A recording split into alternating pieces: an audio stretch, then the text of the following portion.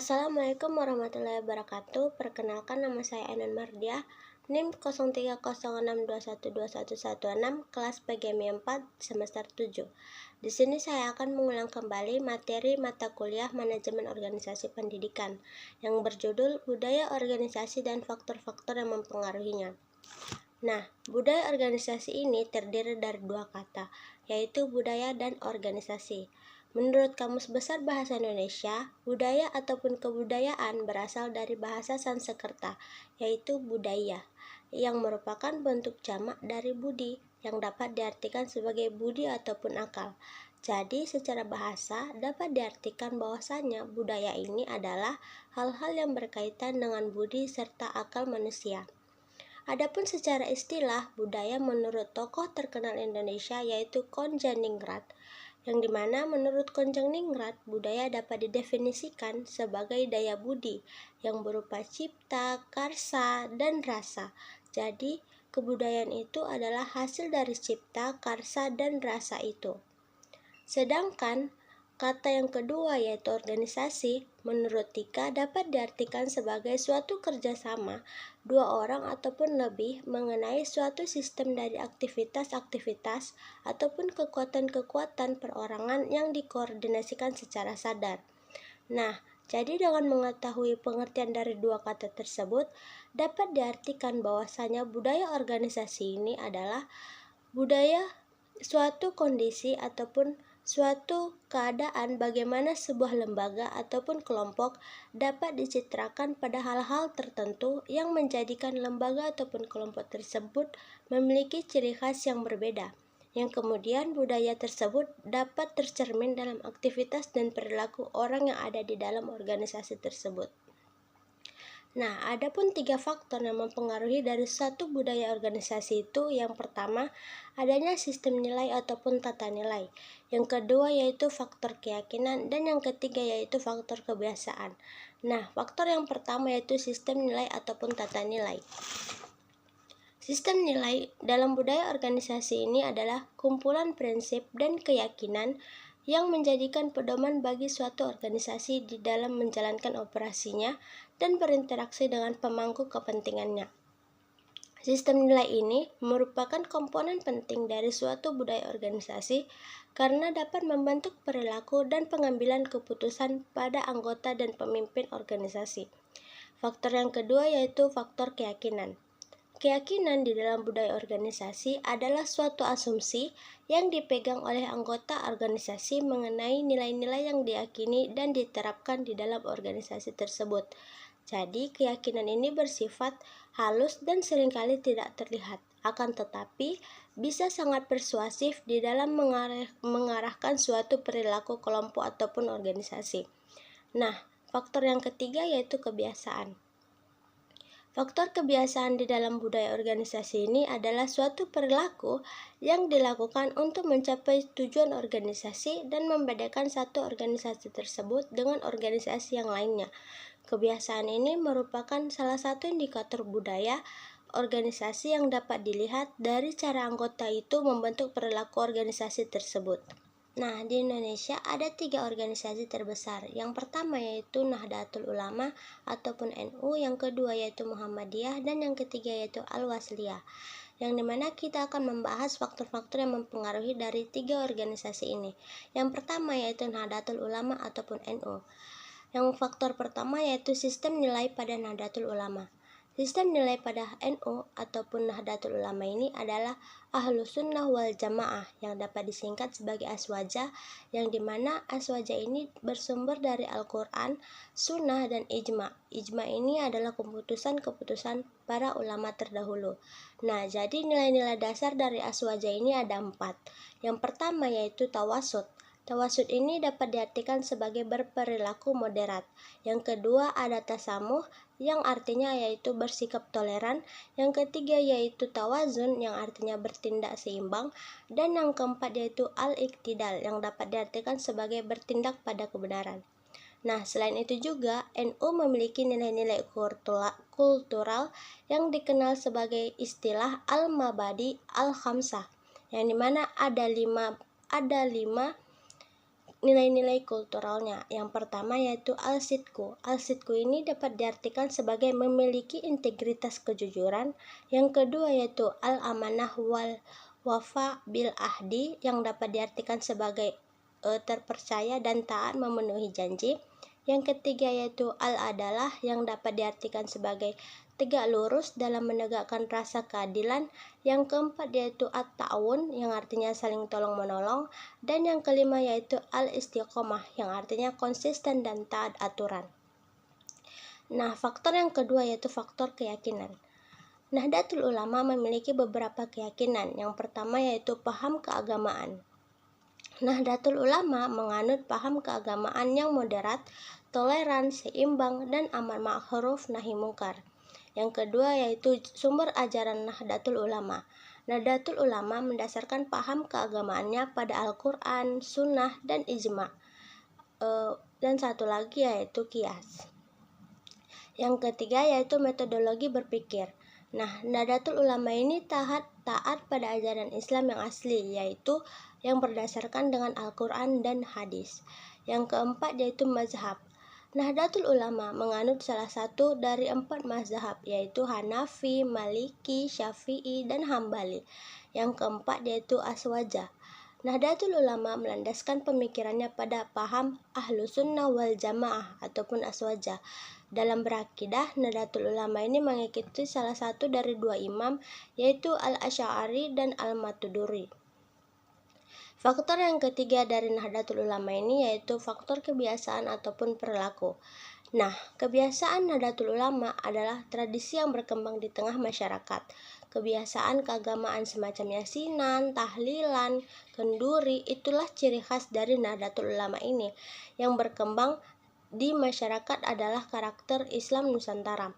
Karakter dan praktik yang dilakukan umat Islam ini adalah ciri khas keagamaan dari Nahdlatul Ulama. Nah, misalnya seperti pada hari Kamis yang mengadakan tradisi keyasinan. Nah, tradisi ini boleh dihadiri oleh siapa saja. Mereka yang bisa membaca tulisan Arab ataupun tidak tetap menghadiri upacara ataupun tradisi yasinan ini.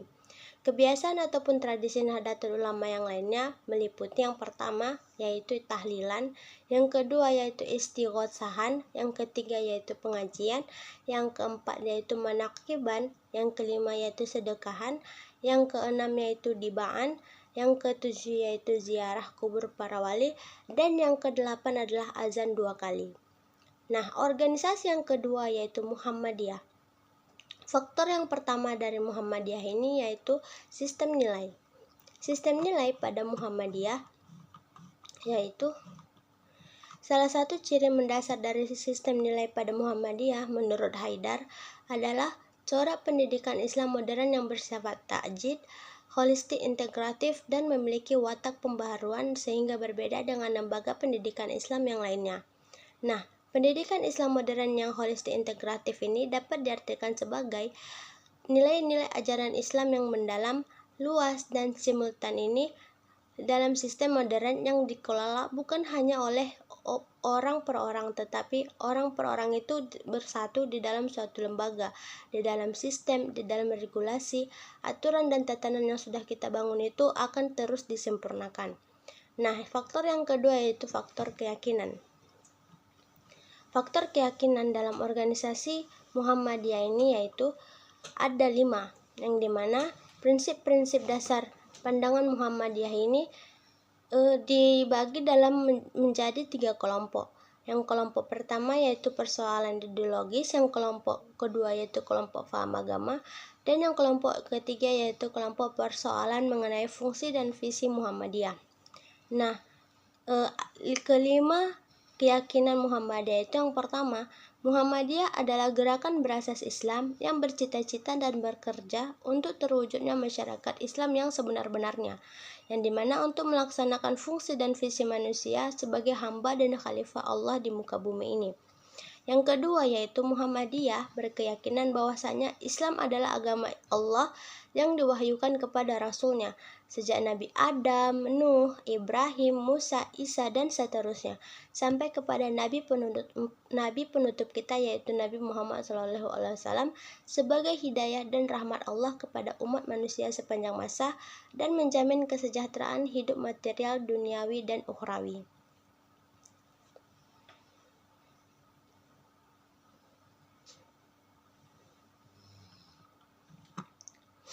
Nah, yang ketiga yaitu Muhammadiyah dalam mengamalkan Islam berdasarkan Al-Quran, kitab Allah yang diwahyukan kepada Nabi Muhammad SAW, sunnah Rasul, penjelasan dan pelaksanaan ajaran-ajaran Al-Quran yang diberikan oleh Allah Subhanahu wa Ta'ala dengan menggunakan akal pikiran sesuai dengan jiwa ajaran Islam.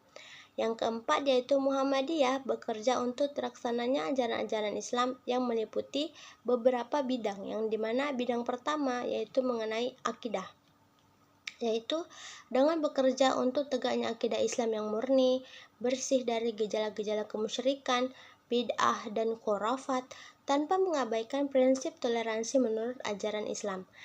Bidang yang kedua yaitu akhlak, yaitu dengan bekerja untuk tegaknya nilai-nilai akhlak mulia dengan berpedoman kepada ajaran-ajaran Al-Quran dan Sunnah Rasul dan tidak bersendi kepada nilai-nilai ciptaan manusia. Bidang yang ketiga yaitu ibadah, yaitu dengan bekerja tegaknya ibadah yang dituntunkan oleh Rasulullah SAW tanpa tambahan dan perubahan diri manusia. Dan bidang yang terakhir yaitu bidang keempat yaitu muamalat duniawiyah, yaitu dengan bekerja untuk terlaksananya muamalat duniawiyah ini dengan berdasarkan dengan ajaran agama serta menjadikan semua kegiatan di dalam bidang ini sebagai ibadah kepada Allah Subhanahu wa Ta'ala. Nah, keyakinan yang kelima ataupun keyakinan yang terakhir yaitu Muhammadiyah ini mengajak segenap lapisan bangsa Indonesia yang telah mendapat karunia Allah berupa tanah air yang mempunyai sumber-sumber kekayaan, kemerdekaan bangsa dan negara Republik Indonesia yang bersifat Pancasila untuk berusaha bersama-sama menjadikan suatu negara yang adil dan makmur dan diridhoi Allah Subhanahu wa Ta'ala sebagai baldatun thayyibatun wa rabbun ghafar. Nah, faktor yang ketiga yaitu faktor kebiasaan. Adapun kebiasaan-kebiasaan yang sering dilakukan oleh organisasi Muhammadiyah ini yang pertama yaitu mengikuti sholat wajib, sholat duha, dan sholat tahajud. Yang kedua yaitu beramal dan berujung untuk perdamaian dan kesejahteraan. Yang ketiga yaitu memperbanyak kawan dan mengamalkan ukhuwah Islamiyah. Yang keempat yaitu lapang dada, luas pandangan dengan memegang teguh ajaran Islam.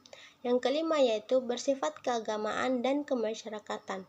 Dan yang terakhir yaitu mengindahkan segala hukum, undang-undang, peraturan, serta dasar dan falsafah negara.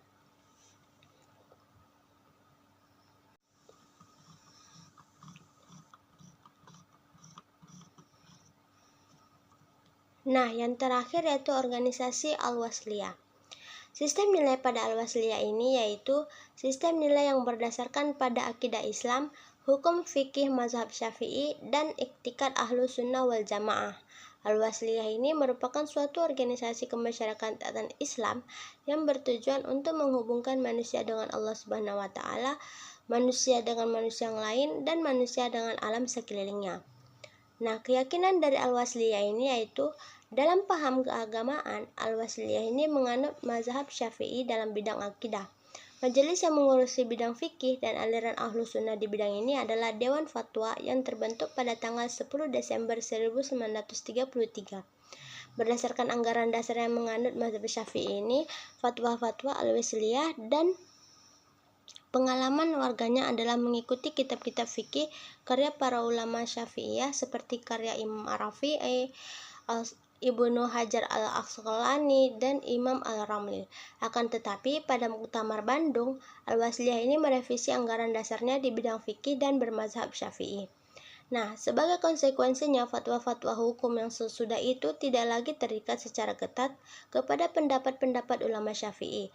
Jika dipandang terdapat kesulitan dalam mengamalkan paham mazhab Syafi'i ini dalam masalah-masalah tertentu, Dewan Fatwa Al-Wasliyah ini boleh menetapkan fatwanya menurut pendapat mazhab ataupun ulama lain di kalangan Sunni.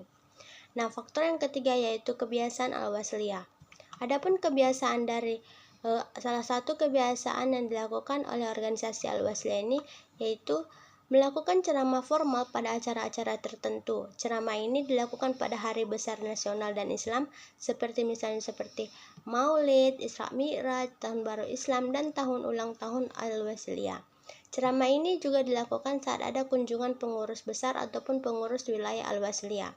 Al-Wasliyah ini adalah suatu organisasi kemasyarakatan Islam yang memiliki beberapa kegiatan dan usaha diantaranya seperti pendidikan dan kebudayaan, dakwah dan kaderisasi, amar makruf nahi mungkar, panti asuhan dan fakir miskin, serta ekonomi dan kesejahteraan umat. Nah, itu saja yang dapat saya sampaikan. Jika ada kata yang salah, saya mohon maaf. Wabillahi taufiq wal hidayah. Wassalamualaikum warahmatullahi wabarakatuh.